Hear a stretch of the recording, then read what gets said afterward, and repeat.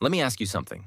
Have you ever taken a perfect trade, followed your plan, had the right risk, and then somehow still managed to mess it up? You moved your stop. You closed early. You added when you shouldn't. You revenge traded 5 minutes later. And afterwards, you just stared at the screen thinking, why do I keep doing this to myself?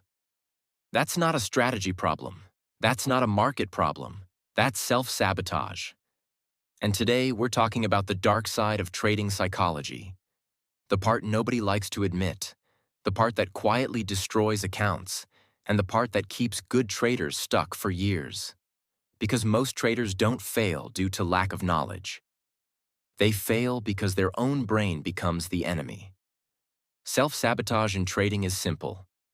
You consciously want to succeed, but unconsciously, you keep making decisions that stop you. And here's the uncomfortable truth. Your brain is not designed for trading. It's designed for avoiding pain, chasing comfort, seeking certainty, protecting identity. Trading does the opposite. Requires uncertainty, requires delayed gratification, requires emotional discomfort, requires repeated small losses. So your brain panics, and when it panics, it takes control without asking you. That's why you can. Know your rules, believe in your system, even journal every day, and still break your plan like it owes you money. Self-sabotage isn't random. It's protective behavior that's just misfiring. Let's break down the real reasons. 1. Fear of loss. Obvious but deeper than you think. Most traders think, I'm scared of losing money. No, you're scared of being wrong, feeling stupid, confirming the belief that maybe I'm not cut out for this, so you sabotage first. You exit early so you can say, at least I didn't lose. You move your stop so you can say, it was just bad luck. You blow rules so you don't have to face the reality that your best effort still lost. That way, your ego stays intact. 2. Fear of winning. Yes, this is real. This one messes with people. If you truly become consistent, expectations rise, pressure increases, you can't hide anymore. Winning means you now have to live up to it. So your brain thinks, if I mess this up early, I won't have to deal with that pressure. That's why some traders self-destruct after a good week, give back profits, randomly size up after success. They don't sabotage because they're weak. They sabotage because success feels unsafe. Let's expose them. Pattern 1. The early exit addict.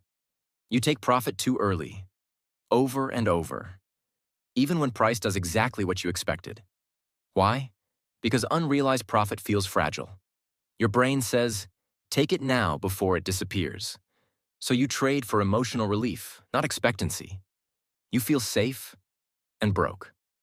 Pattern 2. The stop-loss mover. You move stops not because of logic, but because the loss feels personal. Your brain says, just give it a bit more room. Translation. I can't emotionally accept this loss. This turns small losses into big ones, not because you're reckless, but because you're avoiding discomfort. Pattern 3. The overtrader. You know there's no setup. You trade anyway. Why? Because sitting still forces you to feel boredom, feel doubt, feel impatience. Trading becomes emotional regulation. You're not trading the market, you're trading your feelings. Pattern 4. The revenge trader. One loss hits your identity, so you immediately try to undo it. Not for profit, for emotional balance. This is the fastest way to destroy weeks of discipline in one afternoon. Here's where it gets dark. Most traders don't just trade. They attach their self-worth to results. So, a losing trade feels like failure. A drawdown feels like incompetence. A red day feels like proof you're not good enough. Now your brain is under threat. And a threatened brain doesn't make rational decisions. It makes defensive ones. That's why consistency feels impossible until you separate who you are from what a trade does. Professional traders don't think, I am winning. They think, this was a probabilistic outcome. Big difference. Most traders try to fix self-sabotage with motivation discipline. I'll be stricter tomorrow. That's like trying to hold your breath longer to learn swimming. Willpower fails under stress, and trading is stress. The solution isn't forcing better behavior. It's designing an environment where bad behavior is harder. Here's what actually works. 1.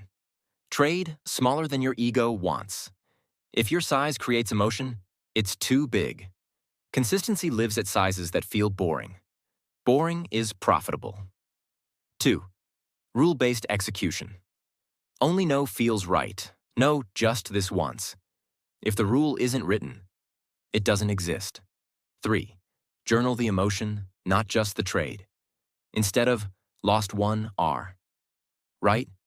Moved stop because I felt anxious about being wrong. Patterns disappear when exposed. 4. Accept that losses are the job. Losses aren't mistakes. They're operating costs. When losses stop feeling personal, sabotage fades.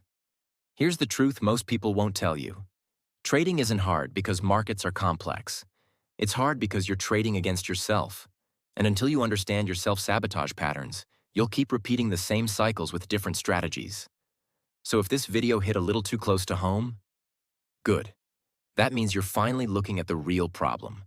Not the market, not the strategy, but the psychology running quietly in the background. If you want more videos breaking down the real side of trading, not the Instagram fantasy, subscribe.